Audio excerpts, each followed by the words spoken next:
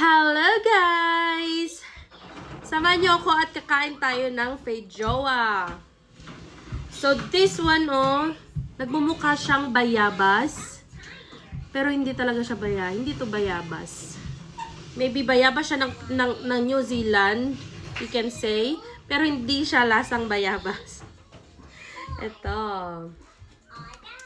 Wait lang, ikat ko muna para Kasi may mga yung sa minsan pag nagpo-post ako nito, may mga curious sa lasa nito. And since may feijoa pa naman ako dito, tara at magmukbang tayo ng feijoa. Mukbang talaga. Yan. Diba nagmumukha siyang bayabas.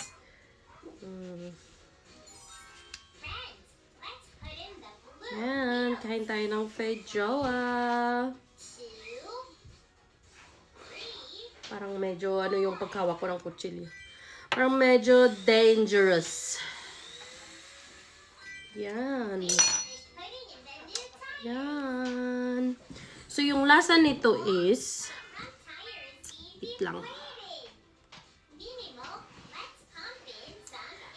So, ayan. Yung iba, na lang, sinisip-sip na lang nila. Pero sa akin, gamitan ko siya ng kutsara. Yan. So, ito siya. Matamis na siya ngayon. Kasi mahinog na siya. Hinog na pala siya. Yung lasa niya is matamis na may konting asim. Depende yun sa pagkahinog niya. And tingnan nyo, ganyan siya, Parang may gel, siya, ganyan siya dyan. Ganyan ang loob niya. Tapos may siya, may parang lasang gamot. Ganon.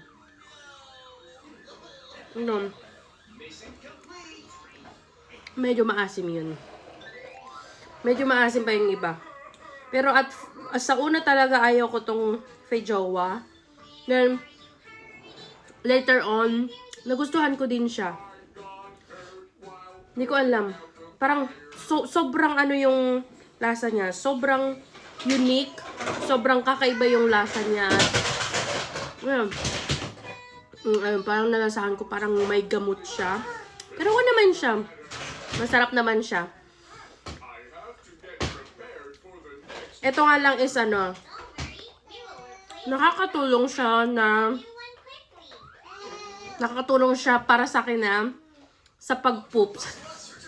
Kasi pag kumain ka nito, later on talaga, lalo pag nasobrahan mo, later on talaga tatawagan ka ng kalikasan. Medyo maasim yun. Medyo maasim yun. Yun is matamis. So, may iba talaga na maasim, may iba din na matamis. Depende talaga sa niya, pagkakahinog niya. And I think depende rin sa variety. That was good. Matamis siya. Ikuha ko ng vinegar. So, ayan. Kumuha ko ng sukang Ilocos. Pero itong sukang Ilocos kasi na to is spicy. Pure sukang Iloco na siya. May sili kasi yung picture. Pero feeling ko, sobrang asim. Feeling ko uy! That's so dami. Ayan. Try natin na may vinegar. Yung iba nilalagyan nila ng vinegar. Vinegar.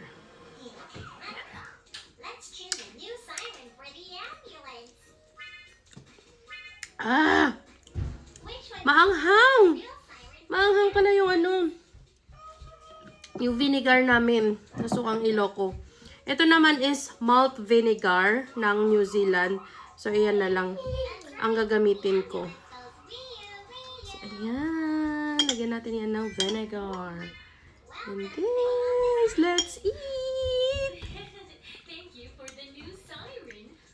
Oh, but why is my body so itchy? Maanghang pa rin siya.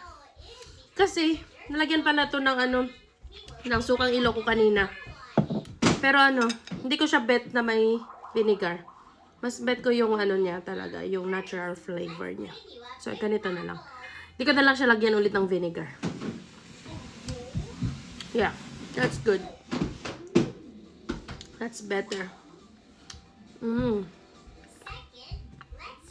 Dalawa na lang. Madami pa akong feijoa dito pero syempre hindi ko yan nauubusin. Baka naman manirahan na ako dun sa ano mamaya, di ba? I'm almost done, Andre. You want some? Feijoa. Yeah? No? So that's it. Yan lang, feijoa ng New Zealand. And, so maasim siya na sweet, may depende sa pagkakain, no? Maasim na may sweet, tapos may lasang parang gamot, ganon. Yan lang. Thank you for watching. Say bye-bye, Andre. Bye! Say bye.